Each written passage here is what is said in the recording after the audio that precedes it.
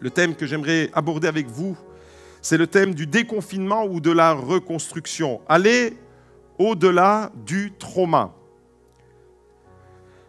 La crise sanitaire que nous avons traversée maintenant depuis bien des semaines, presque 5 mois, d'abord de pandémie qui a envahi l'Europe et qui nous a plongés dans un confinement, et maintenant nous sommes dans la phase de déconfinement. Cette crise sanitaire, nous l'avons vécue de différentes manières, en fonction de notre personnalité, en fonction de notre compréhension de ce qui se passe. Alors je ne sais pas vous, personnellement, comment vous avez vécu et comment vous avez traversé cette situation. Mais 2 choses sont certaines. Premièrement, beaucoup de personnes ont été traumatisées par le Covid. Beaucoup de personnes ont été traumatisées. Le slide suivant va apparaître. 2 certitudes. Premièrement, beaucoup de personnes ont été traumatisées à cause du Covid-19. Et c'est perceptible lorsque nous parlons avec les uns et les autres, nous voyons combien au sein même de la société, il peut y avoir des réactions divergentes, des réactions différentes. Certaines personnes sont un peu plus confiantes que d'autres et d'autres sont encore prises de peur, prises d'angoisse. Beaucoup de personnes, en tous les cas, il en résulte que beaucoup de personnes sont traumatisées. Je le perçois lorsque je fais un peu un tour d'horizon auprès des personnes pour sonder un peu l'Église et voir qui serait prêt pour revenir lors de ces rassemblements. Et je sens qu'il y a une certaine peur qui retient encore énormément de personnes. Ça, c'est la première certitude, c'est que beaucoup de personnes ont été traumatisées par le Covid-19. Et la deuxième certitude, c'est que nous devons nous reconstruire, nous devons aller vers la reconstruction, sortir des effets négatifs que nous avons subis de ce trauma. Parce que le Covid-19 a provoqué un trauma sur toute la société. Et nous devons donc sortir des effets négatifs de ce trauma et entrer dans une nouvelle saison. Alors voyez-vous, les 2 choses concernent le choc. Les 2 choses dont je suis certain ce matin, c'est d'abord qu'il y a eu un choc. Le trauma qui a été lié à la pandémie que nous sommes en train de traverser encore d'une certaine manière. Et l'après-choc. Le choc et l'après-choc. L'après-choc, c'est ce qu'on appelle actuellement le déconfinement. Alors, il y a quelques semaines en arrière, dans la bouche de tout le monde, il y avait le mot confinement. Confinement, confinement. Et maintenant, dans la bouche de tout le monde, il y a un autre mot, c'est déconfinement. Alors ce matin, je vous propose de comprendre le déconfinement en termes de reconstruction. Et il est important de comprendre que le déconfinement doit s'accompagner de la reconstruction. Voyez-vous, parce que beaucoup de choses ont été abîmées et cassées. Et Dieu ne veut pas seulement vous déconfiner, Dieu veut aussi et surtout vous reconstruire. Voyez-vous, de façon globale, la société a été traumatisée.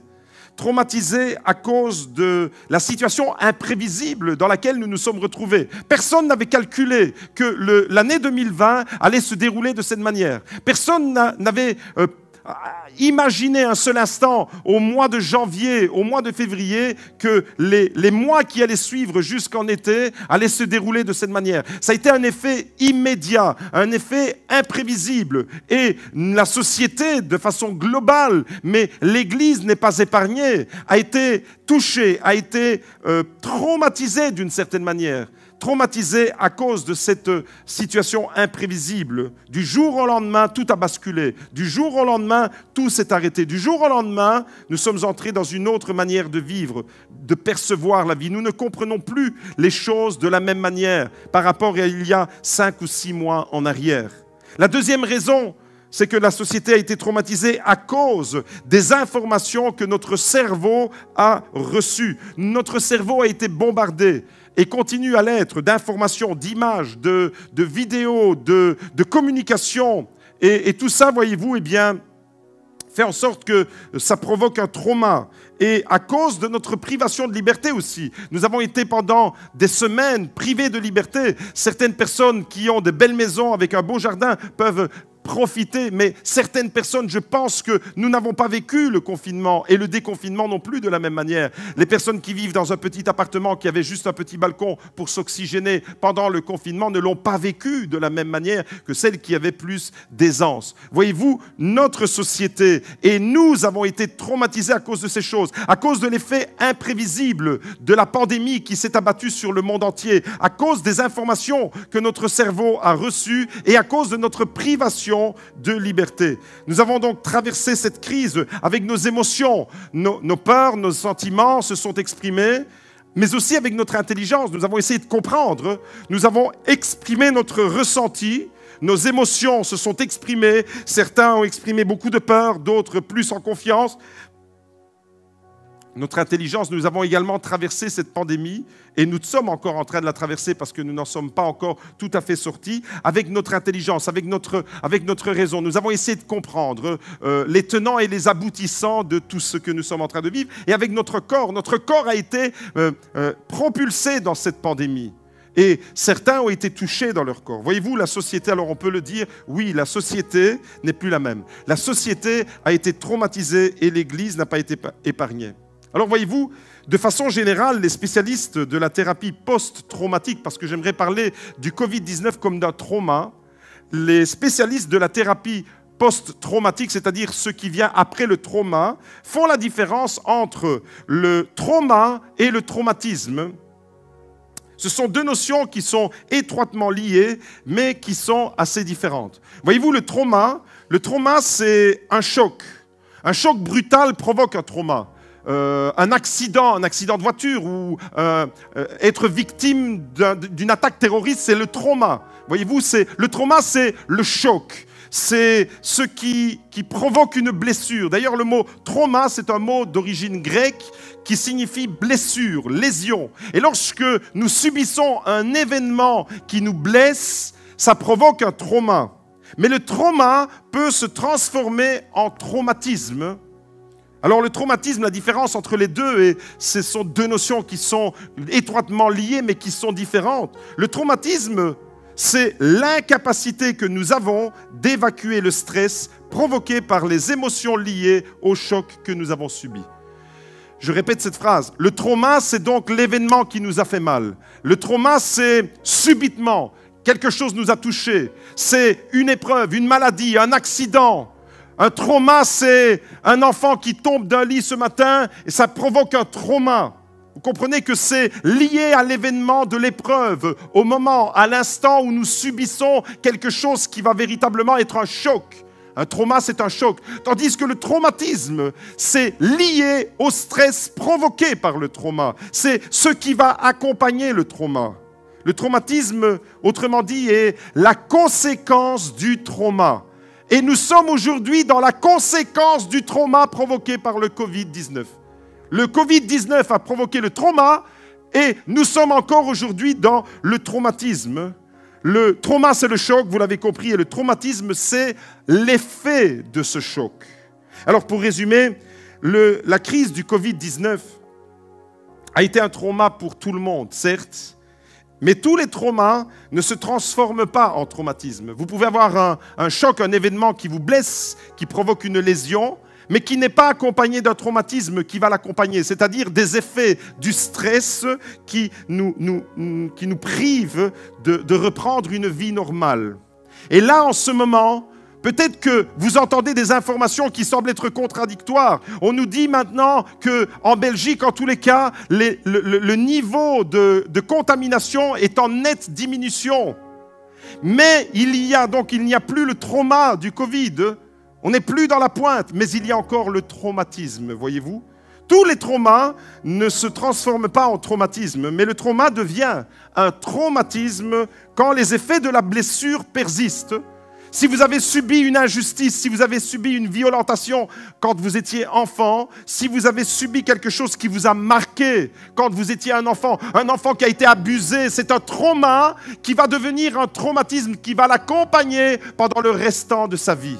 Voyez-vous, et sur le trauma, on ne sait plus tellement agir. Mais sur le traumatisme, on peut agir.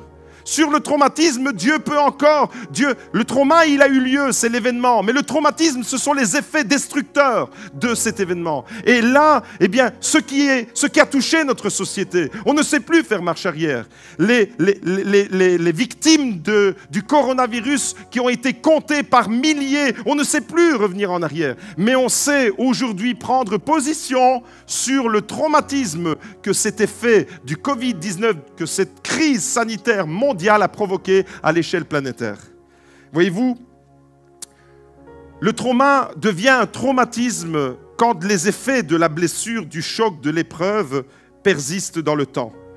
Et ce matin, je disais que le thème de mon message, c'est le déconfinement ou la reconstruction. Et c'est exactement ce que Dieu veut faire. Après la crise, il est question de reconstruire. Et pour entrer dans cette phase de reconstruction, eh bien, nous devons éviter les pièges et les blocages du traumatisme. Voyez-vous, la Bible raconte l'histoire d'une ville qui a subi un véritable trauma. C'est de la ville de Jérusalem que je veux parler ce matin. Et lorsque Jérusalem a été saccagée, lorsque Jérusalem a été détruite, lorsque Jérusalem, le temple a été détruit, les murailles ont été ravagées, la Bible nous dit que la muraille a été détruite, elle est restée longtemps détruite. Les portes étaient incendiées. Et cet événement a été un véritable trauma, comme une attaque terroriste. Quelques années en arrière, notre aéroport national à Zaventem a subi une attaque terroriste, c'est un trauma. Mais les personnes qui ont vécu ce drame aujourd'hui sont dans le traumatisme. Vous comprenez la différence entre le trauma qui est l'événement qui a déclenché la blessure, la lésion, et le traumatisme, les effets et les conséquences qui ont accompagné après le trauma. Des années encore. Et on peut vivre avec un traumatisme pendant des années, des décennies même. Toute une vie, on peut vivre avec un traumatisme. Et il est important pour nous de comprendre que si nous sommes en train de sortir du trauma du Covid-19, nous risquons de rester dans le traumatisme de la pandémie, de la post-pandémie. Voyez-vous, lorsque Jérusalem a été saccagée, les murailles étaient détruites, les portes, la Bible nous dit qu'elles ont été incendiées. Véritable trauma pour tous les habitants. Et j'aimerais réfléchir avec vous ce matin.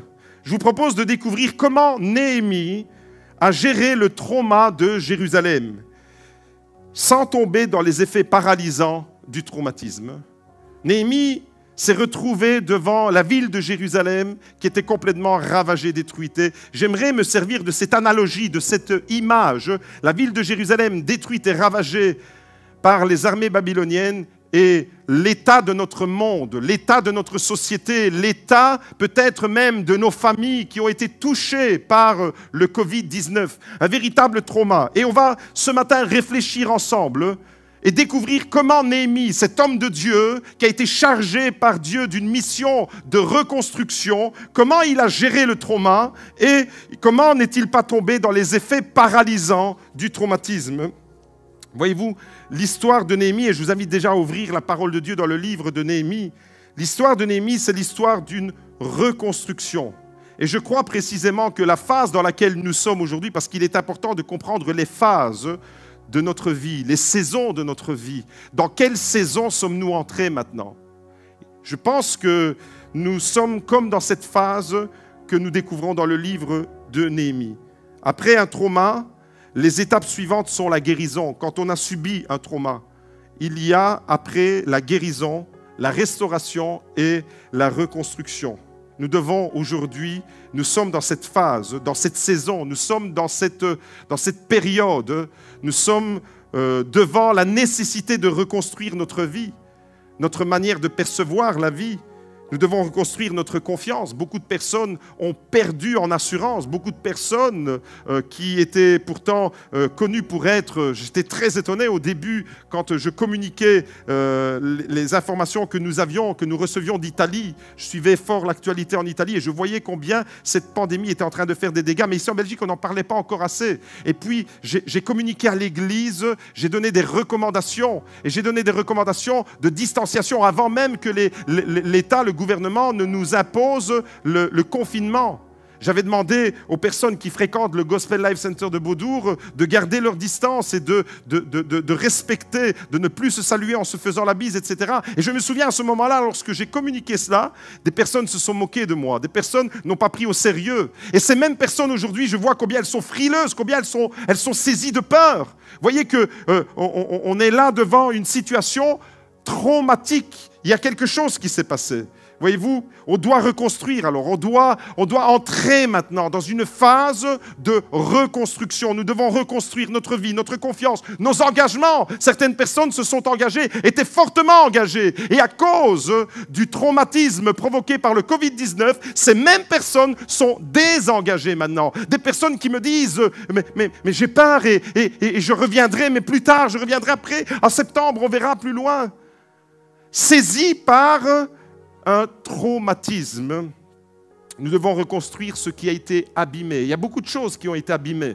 Beaucoup de choses ont été abîmées dans nos cœurs, personnellement, pendant cette crise. Beaucoup de choses ont été laissées de côté, peut-être. Peut-être que nous avions des projets que nous les avons forcés. Nous avons été forcés de les laisser de côté. Nous devons reconstruire ce que l'ennemi a détruit. Et je pense que l'ennemi, pendant ce temps de pandémie, pendant ce temps de confinement, l'ennemi a détruit beaucoup de choses. Mais nous ne voulons pas rester à ce stade-là. Nous ne voulons pas rester avec ce constat du trauma qui a provoqué des dégâts. Nous voulons entrer dans une phase de déconfinement, reconstruction. Et ce matin, pour moi, dans ma tête, et j'aimerais que vous puissiez comprendre que le mot déconfinement que vous entendez dans les médias, dans la bouche des politiques, dans la bouche de tout le monde, on parle de déconfinement, déconfinement, déconfinement. J'aimerais que vous puissiez le comprendre ce matin de la part de Dieu, que déconfinement, pour Dieu, égale reconstruction. Reconstruction. Et on va découvrir ce matin les 5 étapes en vue de votre reconstruction. La reconstruction en 5 étapes. À partir du livre de Néhémie. Première étape, le temps d'arrêt pour la prière. Comment entrer dans une phase de reconstruction après un trauma pour ne pas tomber dans le traumatisme? La première étape, nous dit le livre de Néhémie, c'est la prière, c'est le temps d'arrêt. Il faut savoir s'arrêter.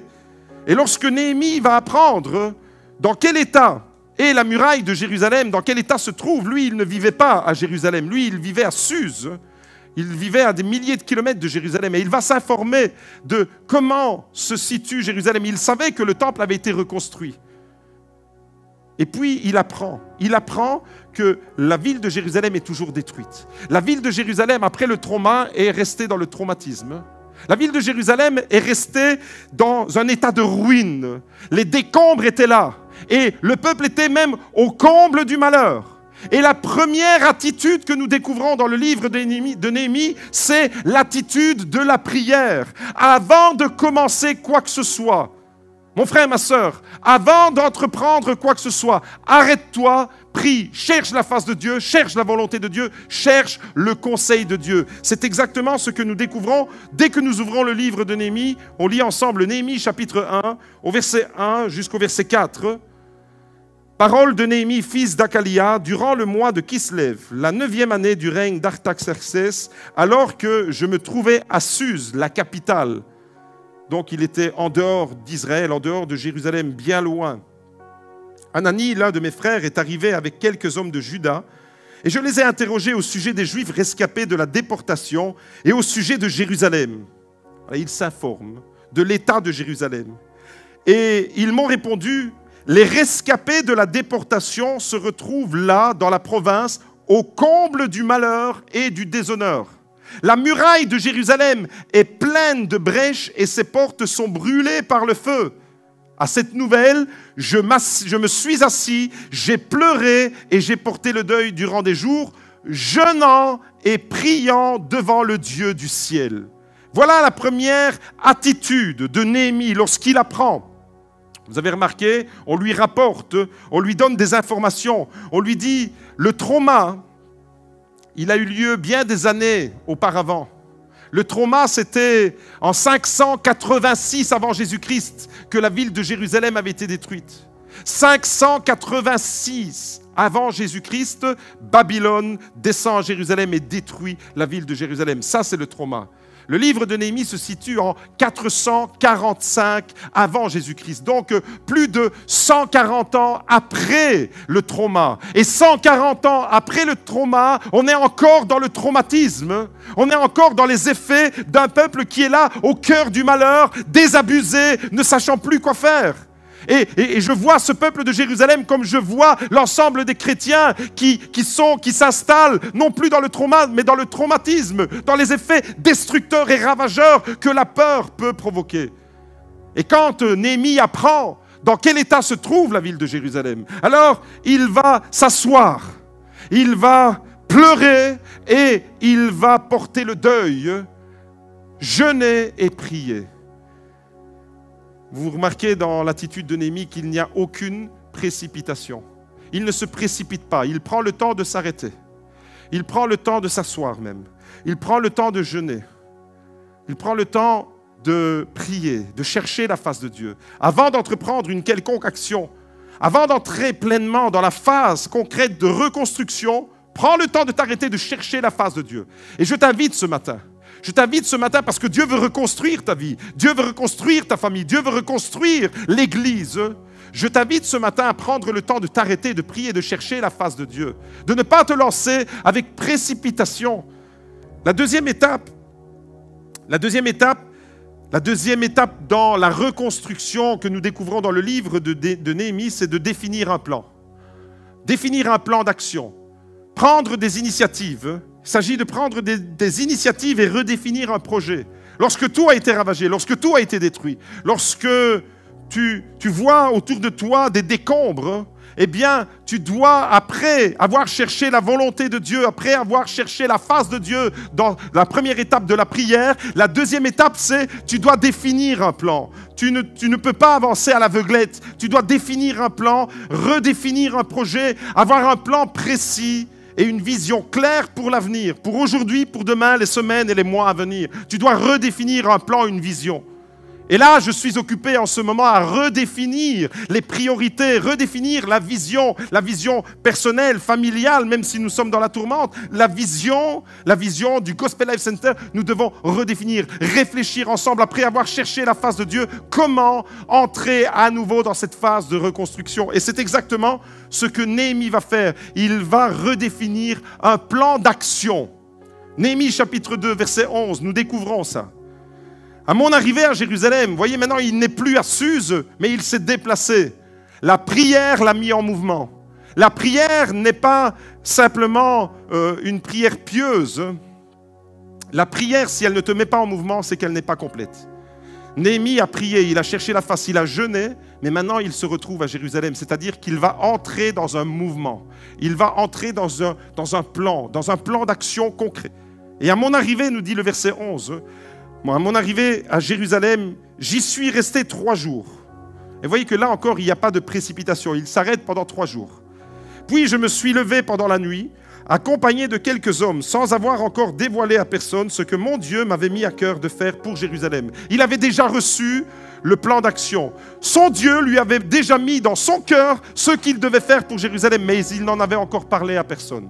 Et des fois, c'est comme ça que ça se passe dans nos vies. Dieu nous parle, Dieu met sur notre cœur quelque chose, mais nous le tenons pour nous-mêmes. Nous n'en parlons à personne parce que c'est encore prématuré. Mais viendra le jour où ça doit s'extérioriser. Tu ne peux pas garder, si tu as reçu de Dieu quelque chose qui concerne la bénédiction, la reconstruction, qui touche au peuple de Dieu, au départ, tu l'as dans ton cœur, mais si ça reste dans ton cœur, ça ne sert à rien. Et bien Néhémie, au départ, il n'en avait parlé à personne. Mais ensuite, il va déployer son plan d'action, sa vision, il va la révéler. Ce que mon Dieu avait mis à mon cœur de faire pour Jérusalem. J'avais pris une seule bête avec moi, celle que je montais. Et donc, vous devez vous imaginer Néhémie avec un âne en train de sillonner, parcourir pendant la nuit les ruelles de Jérusalem.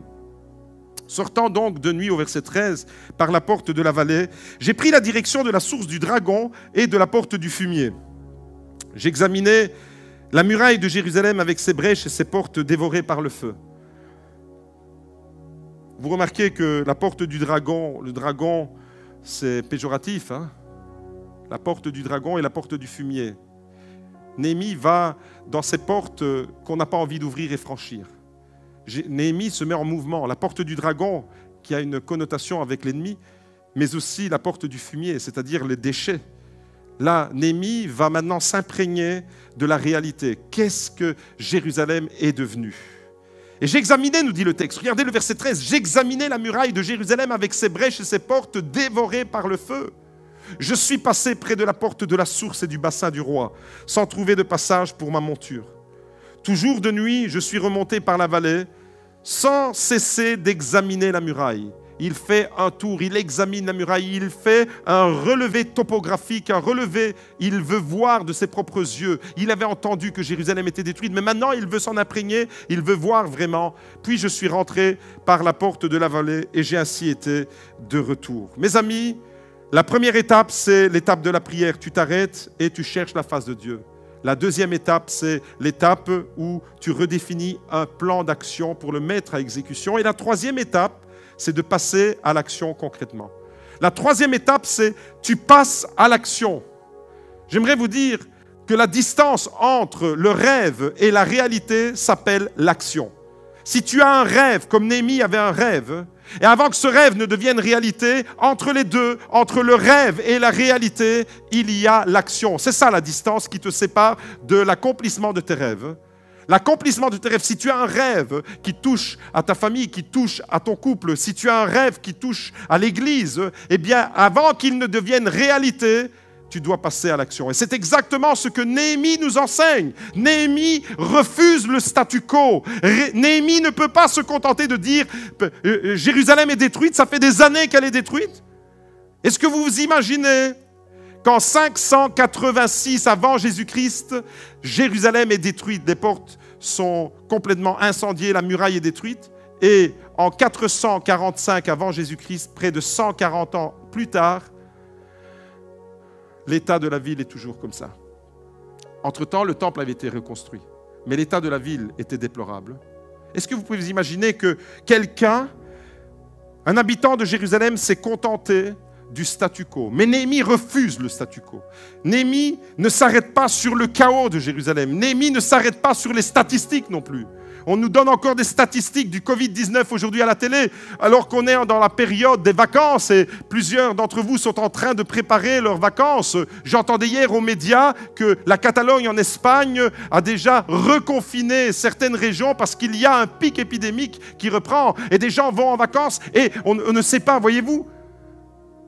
On nous donne encore des statistiques, mais Néhémie n'est pas ralenti par les statistiques qu'il trouve à Jérusalem. Il ne s'arrête pas sur le chaos, il ne s'arrête pas sur le trauma, ni même sur le traumatisme qui a envahi la ville. Le trauma avait eu lieu 140 ans plus tôt. Le traumatisme est toujours actuel. Il va au-delà. Néhémie veut reconstruire. Et je lance un appel aujourd'hui à tous les chrétiens qui veulent reconstruire. Je lance un appel aujourd'hui à tous les chrétiens qui, avec sagesse, avec prudence, sans précipitation, veulent réellement reconstruire. Reconstruire leur vie, reconstruire leur réalité, reconstruire leurs rêves, reconstruire les murailles du Gospel Life Center Beaudour. Néhémie chapitre 2 au verset 16. Les magistrats ignoraient où j'étais allé et ce que j'avais fait. Jusque-là, je n'avais rien dévoilé aux Juifs, ni aux prêtres, ni aux nobles, ni aux magistrats, ni à aucun de ceux qui exerçaient une responsabilité. Je leur ai alors dit, vous voyez le malheur dans lequel nous nous trouvons. Jérusalem est en ruine et ses portes ont été réduites en cendres. Venez, reconstruisons la muraille de Jérusalem et nous ne serons plus dans le déshonneur. Et ce matin, je lance cet appel. Venez, reconstruisons ensemble et nous ne serons plus dans le malheur du post-trauma, du traumatisme que le Covid-19 a infligé à la société entière. Puis, je leur ai raconté comment la bonne main de mon Dieu avait reposé sur moi et leur ai rapporté les paroles que le roi m'avait adressées. Ils ont dit, levons-nous et mettons-nous au travail. Et ils se sont fortifiés dans cette bonne décision. Ils se sont fortifiés dans cette bonne résolution. Des hommes et des femmes qui vont maintenant collaborer avec Néhémie. Des hommes et des femmes qui vont se fortifier par la résolution de reconstruire, d'entrer concrètement dans une phase de reconstruction. Il est temps que nous puissions réfléchir ensemble et rentrer à nouveau dans une phase de reconstruction. Au verset 19, la reconstruction ne se fait pas sans difficulté. La reconstruction ne va pas se faire sans obstacles. Nous allons rencontrer des obstacles pendant la phase de reconstruction. Reconstruire ne veut pas dire que tout va aller comme sur des roulettes. Reconstruire signifie entrer dans un projet qui est la volonté de Dieu, mais nous allons rencontrer des difficultés, de l'adversité. Au verset 19, regardez ce qu'il est écrit, Néhémie chapitre 2, verset 19. Sanballat, le Horonite, Tobia, le fonctionnaire ammonite et Geshem l'arabe, une coalition, ont appris ce qui s'était passé. Ils se sont moqués de nous et nous ont traités avec mépris. Ils ont dit, que faites-vous donc ? Et je vois là le mépris de ceux et de celles qui peut-être vont regarder les chrétiens reprendre et entrer dans une réelle phase de reconstruction, sans la précipitation, mais une réelle phase de reconstruction. Alors voyez-vous, ici la Bible nous dit que Sanballat, le Horonite, Tobia, le fonctionnaire ammonite, et Geshem, l'arabe, ont appris ce qui s'était passé et ils se sont moqués de nous et nous ont traités avec mépris. Ils ont dit, mais que faites-vous donc ? Seriez-vous en train de vous révolter contre le roi ? Je leur ai fait cette réponse. C'est le Dieu du ciel qui nous donnera le succès et nous, ses serviteurs, nous allons nous lever et nous mettre au travail. Est-ce que tu peux faire cette déclaration ? Est-ce que tu peux faire avec moi cette déclaration ? C'est le Dieu du ciel qui nous donnera du succès dans la reconstruction de nos murailles. Ce n'est pas avec notre force, avec notre stratégie, avec nos capacités. C'est le Dieu du ciel qui nous donnera du succès dans la reconstruction parce que c'est dans sa volonté. Dieu ne veut pas que nous restions dans la désolation. Dieu ne veut pas que nous restions dans les effets qui ont ravagé la société occidentale et l'humanité tout entière a été touchée. Dieu ne veut pas que nous restions au comble du malheur, dans la désolation. Dieu veut relever. Et pour cela, il veut te mettre debout, toi, il veut te reconstruire, toi, pour que tu sois toi aussi un acteur de la reconstruction. Ce matin, deviens un acteur de la reconstruction à ta façon. Quant à vous, dit Néhémie, à cette coalition qui s'était constituée contre eux, quant à vous, vous n'avez ni part, ni droit, ni souvenir à Jérusalem. Écarté du projet de Jérusalem parce que c'était de l'opposition contre le projet de Dieu. La quatrième étape pour entrer dans la phase de reconstruction, c'est précisément de persévérer face à l'opposition. Persévérance face aux opposants. Nous allons, dans la phase de reconstruction, encore rencontrer de l'adversité, de l'opposition.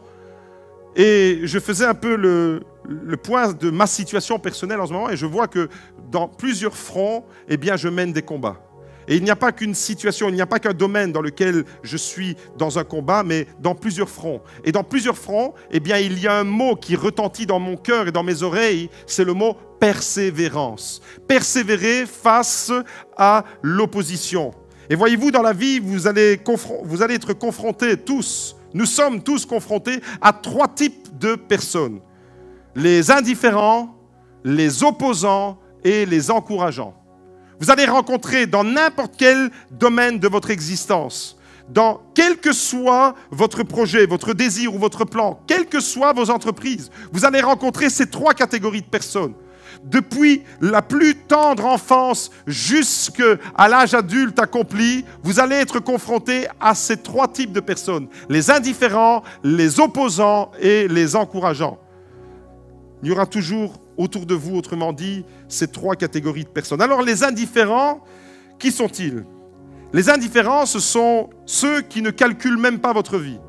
Les indifférents, comme le mot l'indique, sont indifférents à votre existence. Quoi que vous fassiez, ils s'en foutent. Quoi que vous fassiez, en réalité, ce que vous faites ne les intéresse pas. Ils sont indifférents, tout simplement. Là ou pas là, ton existence n'a aucun effet sur sa vie. Que tu sois là, que tu ne sois pas là, que tu entreprennes telle ou telle chose, ils sont indifférents. Ils ne vous calculent même pas. Les opposants, pour eux, vous avez beaucoup d'importance parce qu'ils ont décidé de vous faire la guerre. Les indifférents, voyez-vous, ils sont indifférents. Donc, que vous réussissiez, ça les laisse vraiment de marbre. Ça n'a aucun effet sur eux. Votre existence n'a aucune valeur à leurs yeux. Ils s'en foutent. Mais les opposants, eux, votre existence a de l'importance à leurs yeux. Ce sont ceux qui ne vous aiment pas. Ce sont ceux qui vous observent. Ce sont ceux qui ont décidé de vous faire la guerre. Ce sont ceux qui vont mener un combat contre vous. Ce sont ceux qui vont vous pourrir l'existence. Ce sont ceux qui vont, pour tout et pour rien, vous mettre des bâtons dans les roues. votre existence les dérange. Votre existence pour les indifférents, les laisser indifférents, mais maintenant pour les opposants, votre existence les dérange.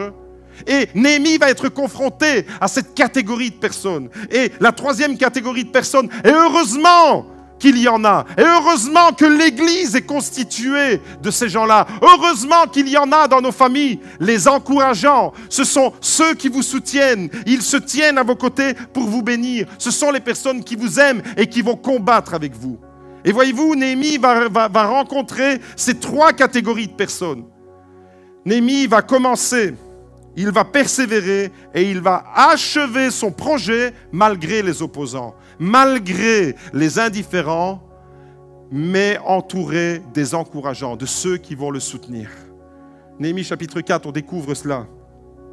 Cependant, nous dit la Bible, Sanballat, on l'a lu juste avant, Sanballat, Tobia, les Arabes, les Ammonites, les Asdodiens, vous voyez, toute une coalition qui s'est mise ensemble, un groupe qui se dresse contre le projet de Dieu à Jérusalem. Eh bien, laissez-moi vous dire que c'est d'actualité, ça. Un groupe qui se lève contre le projet de Dieu à Jérusalem, c'est ce que nous sommes en train de vivre aujourd'hui en 2020 encore. Cependant, Sanballat, Tobia, les Arabes, les Ammonites et les Asdodiens ont été très irrités en apprenant que la restauration des murs de Jérusalem avançait et que les brèches commençaient à être bouchées. Ils se sont tous ensemble ligués pour venir attaquer Jérusalem et lui causer du dommage. Nous avons prié notre Dieu et nous avons mis une garde en place pour nous défendre jour et nuit contre leurs attaques. Voyez-vous, Néhémie va être confronté à des opposants. Mais Néhémie va aller au bout de ses efforts. Néhémie ne se laisse pas démonter. C'était la quatrième étape. Persévérance malgré l'opposition. Persévérance face aux opposants. Ça, c'est une clé pour entrer dans la reconstruction, pour nous aussi, dans cette phase de déconfinement, de reconstruction post-traumatique liée au Covid-19. La cinquième étape, c'est l'étape de l'achèvement. C'est l'étape où tu peux checker ce que tu as fait. C'est l'étape où tu peux réaliser pleinement les choses. J'invite le groupe à se remettre en place. Quand Néhémie a pris l'initiative de reconstruire les murailles de Jérusalem, en réalité, ça faisait plus de 71 ans que les murailles de Jérusalem étaient restées dans cet état alors que le temple de Jérusalem avait été reconstruit. J'ai dit tout à l'heure que le temple avait été détruit, la ville de Jérusalem avait été détruite par les Babyloniens en 586 avant Jésus-Christ.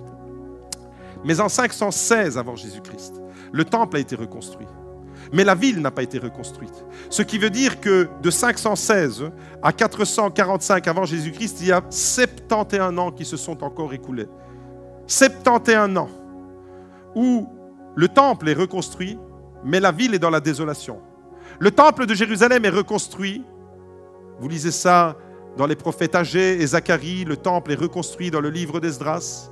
Mais la ville reste dans un état de ruine, ravagée. Les murailles sont toujours là à l'abandon. Les habitants de Jérusalem, autrement dit. Qu'est-ce que ça veut dire, ça? Pourquoi je vous parle de ça? Pourquoi je vous donne ces dates? Pour vous repérer dans le calendrier. Parce que les habitants de Jérusalem s'étaient installés dans le traumatisme. Ils n'avaient pas repris.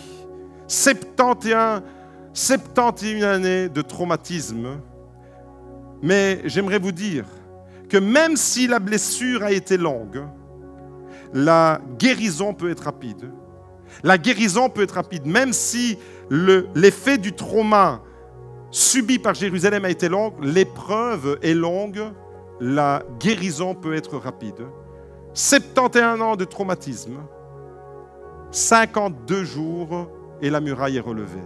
En 52 jours, Néhémie va achever la construction de la muraille. Alors que tout le peuple s'était installé dans un traumatisme qui avait duré plusieurs décennies. Mais là, Néhémie va faire la différence. Et en 52 jours, la muraille est relevée. On découvre ça dans Néhémie chapitre 6, au verset 15. La muraille a été terminée le 25e jour du mois d'Éloul en 52 jours.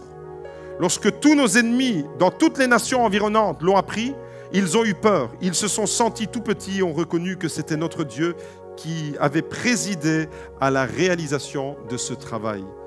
chapitre 7, au verset 1.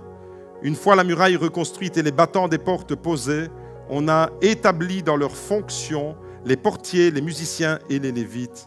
Amen. Les amis, j'ai envie de dire tout ça, ça sent la reprise pour le GLC Beaudour. Tout ça nous amène à voir dans cette phase de reconstruction que Néhémie va remettre en place des portiers. Et je revois déjà le service d'ordre, le service d'accueil, accueillir ceux et celles qui reviendront. Les musiciens et les chantres sont déjà en place et les lévites, c'est ceux qui sont chargés d'enseigner la parole de Dieu. Tout ça, dans le livre de Néhémie, c'est fait graduellement, mais seulement en 52 jours. Et j'aimerais vous dire que dans 52 jours, à partir d'aujourd'hui, on sera plus ou moins au mois de septembre. C'est communément le mois de la rentrée, le mois de la reprise. Alors j'aimerais vous dire que dans 52 jours, j'aimerais que ce que je suis en train de vous dire là soit vraiment prophétique. Que dans 52 jours, les murailles du GLC Beaudour soient complètement relevées. Dans 52 jours, que les murailles, et en moins de ça, que les murailles de votre vie, c'est la prière que je veux faire pour vous ce matin, que les murailles de vos familles, de vos maisons soient reconstruites, que les murailles de vos finances, il y a des conséquences de la pandémie d'un point de vue financier. Que les murailles de vos finances soient relevées, que les murailles de votre santé soient relevées. Voilà ma prière aujourd'hui. Et à travers le livre de Néhémie, à travers ces 5 étapes, nous voulons comprendre le déconfinement en termes de reconstruction. Je veux reconstruire. Je veux premièrement, je veux m'arrêter. Prendre le temps de m'adresser à mon Dieu, prendre le temps de rechercher sa volonté, sa face. Deuxième étape, je veux recevoir de lui des stratégies, définir un plan d'action, prendre des initiatives, me déplacer et entrer en action. J'aimerais véritablement, troisième étape, entrer concrètement dans un plan d'action. La 4e étape me rappelle que je vais encore être confronté à de l'opposition. Je vais encore être confronté à des opposants. Mais je vais persévérer. Tu vas persévérer parce que c'est à force de persévérance que tu obtiendras le rêve que tu as dans ton cœur. Entre le rêve et sa réalisation, il y aura ton action. Et ton action, elle devra être accompagnée de ta persévérance.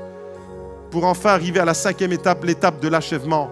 L'étape où tu remets les choses en place et tu dis merci mon Dieu parce que c'est toi. Le succès nous vient de toi. Ce n'est pas à nous que revient la gloire, ce n'est pas à nous que reviennent les mérites, mais seulement à ton nom. Et ce matin, j'aimerais que tu puisses véritablement t'imprégner, mon frère, ma soeur, j'aimerais, toi qui entends ce message, j'aimerais que tu puisses t'imprégner des méthodes de Néhémie qui entrent véritablement dans un processus de déconfinement, reconstruction et qui déjoue les pièges du traumatisme dans lesquels la ville de Jérusalem était plongée depuis des décennies. Ce matin, Seigneur, nous te prions. Fais de nous des rebâtisseurs, fais de nous des hommes et des femmes qui reconstruisent. Et ce matin, Seigneur, nous avons besoin de découvrir ces stratégies, de nous les approprier. Seigneur, ne nous fais pas agir dans la précipitation, mais véritablement imprégné de ton conseil divin. Donne-nous, Seigneur, de ne pas en rester à ce stade-là, mais d'entrer dans une phase concrète, réelle de reconstruction.